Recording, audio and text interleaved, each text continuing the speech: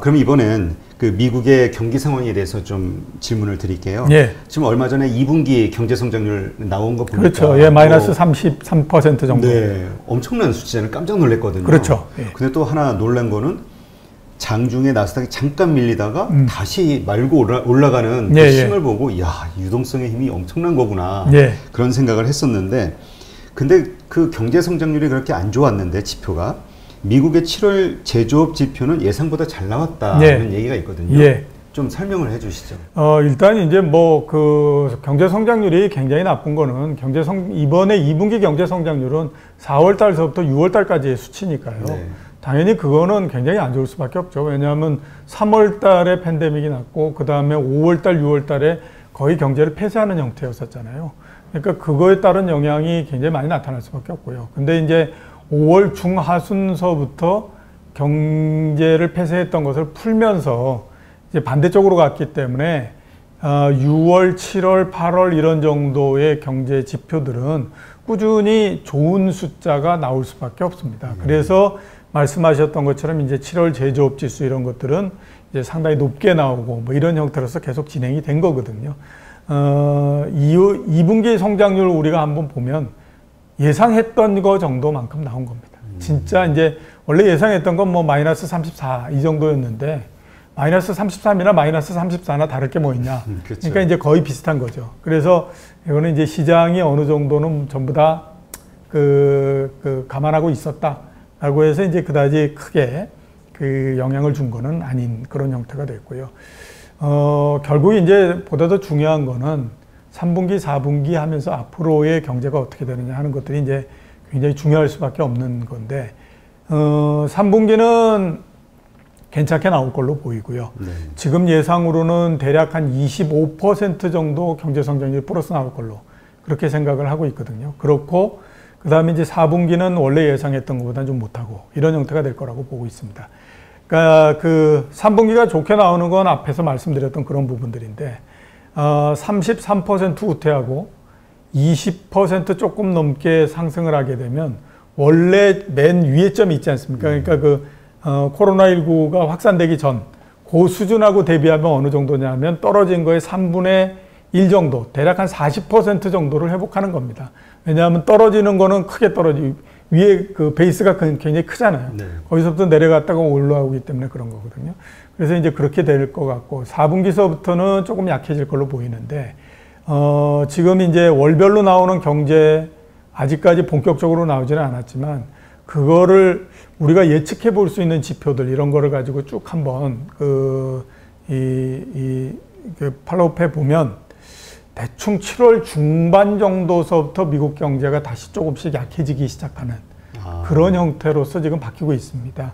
그리고 그 약해지는 가장 큰 거는 코로나19가 확산이 너무 심하게 돼버렸기 때문에 여러 주들에서 완전히 경제 폐쇄를 하지는 않는다고 하더라도 경제 활동을 하는 데서 상당히 불편하게 돼버린 형태가 됐거든요. 그래서 7월 중순 정도서부터 경기가 좀 나빠지는 형태가 됐는데 이 기조가 앞으로 꾸준히 더 이어질 걸로 그렇게 생각이 되고 있습니다. 그러면 이제 4분기 정도의 그 지표들에 이 영향을 주는 거잖아요. 8월 달 나오는 지표. 그러니까 8월 지표니까 그 지표를 볼 수 있는 건 빨라야 9월인 거거든요. 그러니까 9월, 10월, 11월 이때에서부터 나오는 지표들은 예상보다는 못한 형태로서 나옵니다. 그래서 이제 전체적인 모양이 쭉 떨어졌다가 중간 정도 올라왔다가 그 다음에 여기서부터 조금씩 나빠지는 형태로서 이렇게 이제 진행될 걸로 보이기 때문에 미국 경제가 앞으로 보면 3분기는 괜찮고 4분기 정도에 둔화되고 이런 형태가 될 걸로 그렇게 보이고 있는 거죠. 근데 조금 전에 말씀하신 7월 제조업 지표는 그러면 몇 월 달 어떤 기준을 지금 7월에 얘기한 거예요? 이게 7월 달에 나온 지표는요, 6월 달까지의 지표입니다. 그러니까 1월부터 6월까지인가요? 아니죠. 4, 그냥 6월 달만. 6월 전달. 6월 한 달만. 그러니까 6월 달에 실적은 이제 잘 나왔는데 말씀하신 것처럼 7월 중순서부터는 다시 둔화되는 쪽으로 갈 것이다. 이렇게 보시는 거군요. 그렇죠.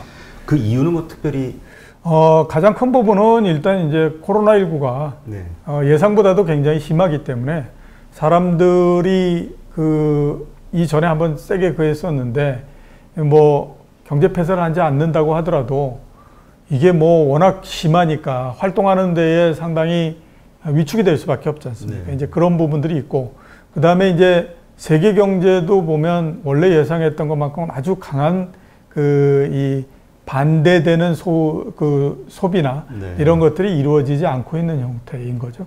그래서 이제 그 영향이 좀 크다라고 봐야 되고, 그 다음에 이제 그동안에 4번째까지 정책을 내놨던 것이 조금씩 뭐랄까요, 약효가, 약발이 조금씩 이제 떨어지고 있다. 그래서 이제 그 영향이 좀 있다라고 봐야 되죠.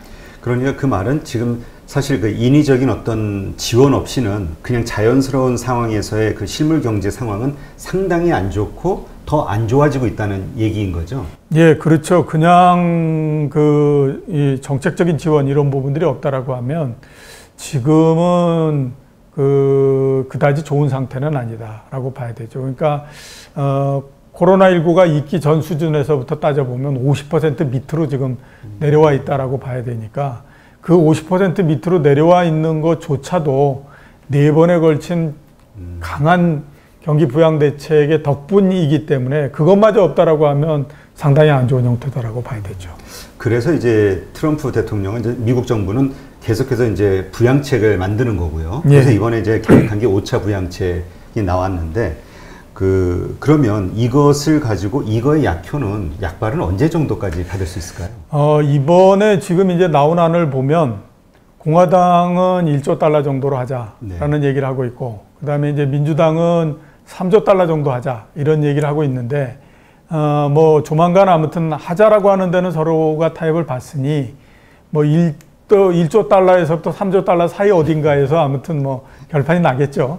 뭐 그런 건데, 일단 이제 뭐 여러 경기 부양 대책을 내놓고 했는데도 여태까지와 달리 그렇게 인상적인 형태로서 경기가 좋아지지 않는 이유를 우리가 한번 보면, 무엇보다도 이번 같은 경우에는 이제 정책이 효과를 크게 발휘하려면 집중화 시켜야 되잖아요. 네. 필요한 쪽에다가 굉장히 강력하게 돈을 밀어가지고 거기로부터 성장의 동력을 만들어서 올라가는 형태가 되면 이게 효과가 굉장히 커지는데 네. 이번 같은 경우에는 어떤 형태로서 정책을 폈냐면 각 사람들한테 돈을 나눠주는 형태로서 했지 않습니까? 그러니까 이거는 정책의 초점이 되는 데에다 밀어붙이는 것보다는 대중적으로 확 이렇게 해가지고 더 밑으로 가라앉는 거를 방지하는 쪽으로서 계속 갔거든요. 그렇게 되다 보니까 이제 옛날에 비해서 돈은 굉장히 많이 들어가는 형태가 됐는데 효과는 그렇게 크게 발휘가 되지 않는 쪽으로 이제 계속 가게 된 거죠. 그래서 이거를 하지 않기 위해서 물론 이제 뭐 가장 필요한데, 그러니까 뭐 앞으로 뭐 그린 뉴딜을 하는 회사들한테 확 밀어준다든가 이렇게 할 수도 있는데, 그렇게 되다 보면 전체적인 소비가 굉장히 둔화돼 버리는 형태가 되기 때문에 미국 같은 경우에는 경제 70% 이상이 소비로서 이루어지지 않습니까? 네. 그러면 그게 둔화되면 나머지 쪽에서 아무리 성장 동력을 만든다고 하더라도 이거는 전체적으로 회복이 되는 데까지 너무 많은 시간이 걸릴 뿐만 아니라 밑으로 얼마나 가라앉을지 모르니까, 그래서 지금 이런 형태를 하는 거거든요. 그렇게 되다 보니까 자연적으로 옛날에 비해서는 아무튼 성과가 그렇게 두드러지게 나오는 형태는 아니다라고 봐야 되죠. 자, 5차 부양 대책을 내놓은 다음에도 어떻게 될 거냐 하는 것들을 따져보면요. 우선은 여태까지 4번 했던 거의 반복적인 형태다라고 봐야 됩니다. 그러니까 지금 이 5차 부양 대책으로 해서 하려고 하는 거는 이 전까지 보면 한 주에 600달러씩 줬거든요, 실업자들한테. 네. 그걸 이제 200달러 정도로 줄이면 어떻겠느냐 이런 거 이제 그거 하고, 그 다음에 이제 각 개인마다 1,500달러씩 돈을 나눠주자 뭐 이런 거 이제 있습니다. 그래서 이제 이렇게 하려고 그러니까 이거는 이제 이전 거의 반복인 거죠. 그런 상태인데다가 여태까지 돈을 굉장히 많이 썼기 때문에 이제는 또 어떻게 될 건가 이런 부분들도 있고, 그래서 전체적으로 보면 효과가 그렇게 크게 나거나 이러지는 않을 걸로 보이고요. 지금 주식시장에서는 아무튼 5차 경기 부양 대책이 통과되기를 굉장히 바라고 있는 상태입니다. 근데 제 생각으로는 5차 경기 부양 대책이 통과되고 했을 때에 이게 과연 시장에 어떤 영향을 미칠까 하는 거는 긍정적으로 볼 수도 있지만 잘못하면 진짜 이게 그 부정적이 될 수도 있다라는 생각이 많이 들어요. 어떤 면에서요? 우선 이제 이렇게 생각해 볼 수 있죠. 두 가지 포인트라고 보는데, 하나는 규모가 얼만큼 되느냐 하는 거죠. 아, 액수. 예. 그러니까 지금 공화당이 얘기하는 것처럼 1조 달러 뭐 이렇게 하게 되면요. 이거는 그렇게 큰 액수가 아니기 때문에 사람들이 그래도 이거보단 많지 않겠어? 라고 하는 것에서 실망이 되는 거잖아요. 그래서 이제 그런 것들이 하나 있을 것 같고, 두 번째는 보면 5차 경기부양대책까지 내놓은 다음에 이게 마지막일까 아닐까 하는 것들에 대한 얘기들이 굉장히 많이 나올 수 있습니다. 그리고 그거는 이제 부양대책이 나오고 그 규모를 보면서 또 그 다음에 부양대책이 나온 다음에 여러 나오는 얘기들을 종합해 보면 아, 이게 마지막이겠구나, 아니겠구나, 이런 것들에 대한 판단이 쓰는 거거든요. 만약에 마지막이다라고 하게 되면요, 이건 진짜로 골치 아파집니다. 그러니까 뭐 기대감이 싹 사라지는 예, 그렇죠. 그때는 뭐 규모가 얼만큼 되고 뭐하고 하는 거에 상관없이 마지막이래라는 것 때문에 이제 굉장히 어려워지는 게 되는 거죠. 그러니까 이게 재정정책이 마지막일 뿐만 아니라 금융정책은 이미 끝이 난 거거든요. 그러니까 연중 같은 데에서 그 7월 FOMC가 끝난 다음에 공식적인 문안을 발표하잖아요. 거기에 숨은 뜻을 이렇게 보면 이런 거죠. 우리가 할 수 있는 거는 거의 다 했다. 연준이 할 수 있는. 예, 그러니 이제 다른 수단이 동원이 돼야 된다라는 건데, 그거는 다른 수단은 재정인 거고요. 우리가 할 수 있는 거는 어느 정도 됐다라고 하는 건 이제 금융정책은 밑바닥에 드러났다라고 하는 거거든요. 그렇기 때문에 이제 그거고. 근데 재정정책 측면에서 봤을 때도 마음이 그렇게 편하지는 않죠. 지금 미국의 재정 적자가 GDP 대비해서 상반기만큼 난다라고 하면 하반기까지 가면 마이너스 20%거든요. 이건 엄청난 숫자입니다. 그렇죠. 그 다음에 미국의 국채 발행이 GDP 대비해서 120% 정도 되거든요. 그런 정도가 됐던 거는 2차 세계대전 말에 44년도, 43년도 이때 외에는 없었어요. 근데 그때는 전쟁을 치러야 되니까 뭐 당연히 그렇게 하지만 지금은 그런 상태가 아니잖아요. 그리고 지금 120%까지 오는 과정은 금융위기가 나고 난 다음서부터 이렇게 쭉 점차적으로 이렇게 올라오면서 120%가 됐기 때문에 옛날처럼 뭐 40%가 됐다가 1943년도가 되니까 95%가 됐다가 그 다음에 120%가 됐다가 이렇게 된 게 아니라서 이거는 원상으로서 들어가는 데까지도 또 시간이 상당히 많이 걸립니다. 그래서 이런 것들을 우리가 감안했을 때 과연 이번에 1조 달러 넘게를 또 쓰고 나면 여기에서 재정 적자를 또 내가면서 할 수 있겠느냐라고 하는 것에 대한 의문이 지금 많이 생기고 있는 상태이거든요. 그래서 지금 당장의 주식시장은 이게 이제 조만간 나와. 5차 부양대책이 조만간 나올 거야. 라고 하는 기대로 가고 있는데 그 5차 부양대책이 나오고 난 다음에는 이게 마지막이냐 아니냐라는 거를 가지고 이제 계속 얘기를 할 텐데 마지막일 것 같다라고들 생각하기 시작하면 그때서부터 상당히 좀 피곤해지는 형태가 된다고. 그렇겠네요. 근데 지금 말씀하신 것처럼 더군다나 뭐 재정 적자 커지는 만큼 또 세금이 들어오면 괜찮겠지만 경기가 안 좋으니 세금은 더 줄 수밖에 없는 거잖아요. 그렇죠. 그러니까 더 안 좋은 상황으로 가는 건 당연하고 그럼에도 뭐 하여튼 그 미국 정부에서 필요한 돈이 워낙 많기 때문에 국채 발행 계획은 계속 세워져 있잖아요. 네. 지금 많은 분들이 걱정하는 게 과연 그 국채 발행이 성공적으로 갈 수 있겠느냐. 네. 지금 일단 금리도 일단 그런 마이너스 금리나 마찬가지인 상황이고요. 그러니까 중국의 어떤 금리는 상당히 높기 때문에 지금 달러 캐리 트레이드라고 해서 전부 자금이 외국 쪽으로 신흥국 쪽으로 빠져나가고 있는 상황이다라고 이야기를 하시더라고요.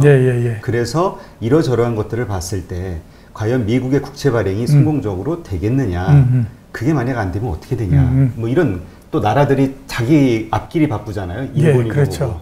단적으로 말씀드리게 되면요. 네.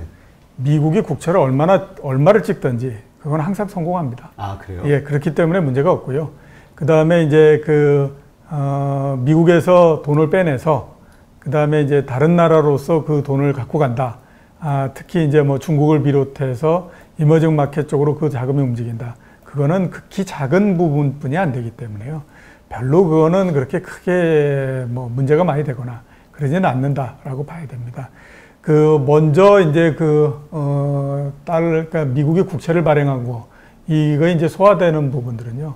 뭐라 그러더라도 지금 보면 선진국의 국채 중에서 선진국의 채권 중에서 가장 그 선호도가 높고, 그 다음에 또 규모도 굉장히 크기 때문에 유동성이 보장이 되고, 거기에다가 그 안정성이 가장 높다라고 하는 이 상품을 뽑는다라고 하면 단연 보면 미국의 국채가 가장 탑입니다. 네. 그런 상태인데다가 지금 뭐 전 세계적으로 돈이 없다라고 하게 되면 문제가 되겠지만 지금 전 세계에서 돈이 거의 넘치는 상태이지 않습니까?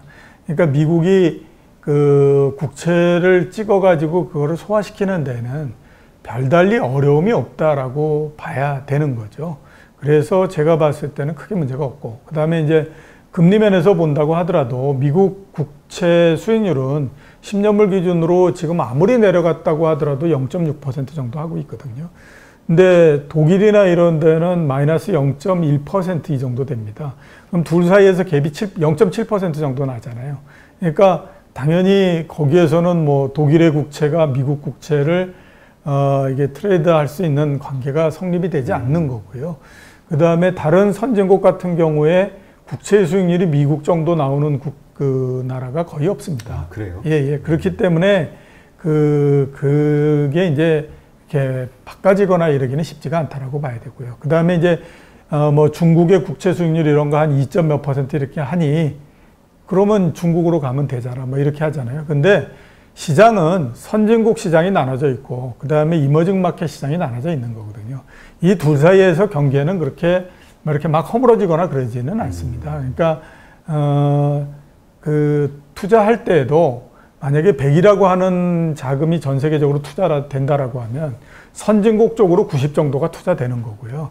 나머지 10 정도가 이머징 마켓 쪽으로 투자가 되는 겁니다.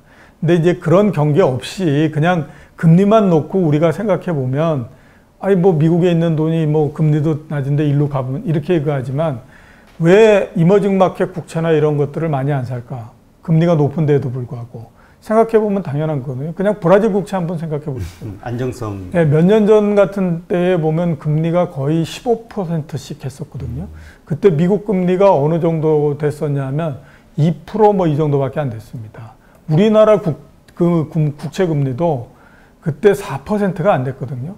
그러면 우리나라에 있는 돈 모두 다 빼가지고 브라질 국채 사서 하면 16%, 15% 되는데 그게 뭐가 겁나겠습니까? 근데 그때의 그 생각들을 가지고 브라질 국채 투자했던 분들이 거의 한 명도 이익을 낸 사람이 없습니다. 헤아라가 난리가 나버리는 바람에. 그죠?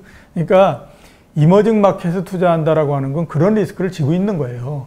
환에 대한 위험도 지고 있는 것뿐만 아니라 이머징 마켓에 경제가 나빠질 수 있는 그 리스크도 져야 되는 거고, 그 다음에 심지어 어떤 경우냐면 옛날에 러시아처럼 아예 부도가 나버릴 수 있는 리스크도 짊어져야 되는 거기 때문에 이거를 단순히 그냥 금리만 놓고 이게 이쪽으로 간다 이렇게 따지는 거는 맞지 않다고 봐야죠. 네. 아, 그러면 선진국 자금, 그러니까 모든 그 펀드라든가 자금에는 그 운영 수칙 같은 게 있잖아요. 예, 그렇죠. 그래서 뭐 선진국에 얼마 뭐 이런 식으로 비중이 나뉘어져 있는 거고. 예, 그렇죠. 그러니까 만약에 미국과 그 어떤 비교 우위를 쓰기 위해서는 유럽이라든가 이런 같은 선진국 내에서의 경쟁력을 비교해 봐야 되고, 예. 미국과 중국 같은 신흥국과 선진국과 비교할 수는 없는 것이다. 예, 신흥국의 그렇죠. 몫에 맞는 그 가운데서 신흥국 사이에서의 경쟁력이 이제 우위에 있는 거고, 예. 그 비율만큼 그만큼 가는 거로 예. 이해를 하면 되겠네요. 그렇죠. 우리나라에서 만약에 뭐 미국 주식에 투자하는 펀드를 만들었는데 그걸 엉뚱하게 중국 주식을 살 수는 없는 거잖아요. 그거 똑같은 겁니다. 아, 그래서 우리가 주식시장이 성장하기 위해서는 MSCI 지수에서 빠져나와서 선진국 지수로 들어가야 된다는 얘기가, 네, 그렇죠. 예. 외국 글로벌 자금이 선진국 지수에 배당된 자금의 규모가 월등하게 크니까. 예. 그리고 MSCI는 좀 작고. 그렇죠. 예. 그러니까 선진국 지수는 이 용대가리 되는 거고 이쪽은 이제 용꼬리 되는 거거든요. 그러니까 용꼬리에서 아무리 커봐야 용대가리에서 조그만 것보다도 못하다라고 보는 거죠. 만약에 우리가 예를 들어서 그 선진국 지수에 합류가 됐다고 했을 때요. 예. 우리의 여러 가지 뭐 이율이라든가 여러 가지 수익률이라든가 이런 것들이 높다고 하면 선진국 내에서의 가장 큰 경쟁력을 가지고 있다면 엄청난 돈이 들어올 수도 있겠네요. 예, 그렇죠. 근데 이제 그거는 각 그 포지션이 있습니다. 그러니까 만약에 뭐 선진국 펀드다라고 하게 되면 우리나라의 종합주가지수에 투자한다라고 했을 때 일단 아무튼 한 20몇 %는 삼성전자를 사잖아요. 네. 왜냐하면 삼성전자가 가지고 있는 시가총액 비중이 있기 때문에 그렇게 하는 거거든요. 그러니까 이제 만약에 MSCI 선진국 지수라고 하게 되면 거기에서 이제 뭐 미국 시장이 규모가 있기 때문에 전체 100이라고 하는 펀드가 만들어지게 되면 미국 시장에다가 25% 투자해야 되고 이런 룰이 생기는 거죠. 그러면 이제 쭉 자르다가 보면 한국은 뭐 0.5% 뭐 이렇게 나온다. 그러면 이제 0.5%를 기준으로 해서 투자를 하는데 한국 시장이 굉장히 좋을 것 같으니까 누구는 0.5%에서 조금 더 올려서 0.8%를 투자하기도 하고 뭐 이렇게 하는 거죠. 근데 0.5%의 포지션을 갖고 있는데 한 10%를 해버린다. 이거는 이제 만약에 잘못된다라고 했을 때는 거의 이제 이게 잘려버리는 기준이 되기 때문에 그렇게는 못하는 게 되는 거죠. 네, 알겠습니다. 네, 하여튼 이렇게 해서 지금 이제 5차 부양 대책 미국 정부에서 계획하고 있는 그게 중요한 게 아니라 그것이 결정되고 난 후의 시장의 반응, 이거에 따라서 앞으로의 이 시장 장세가 전망이 좀 어떻게 갈지 예상할 수가 있겠네요. 예, 그렇죠. 네, 예. 알겠습니다.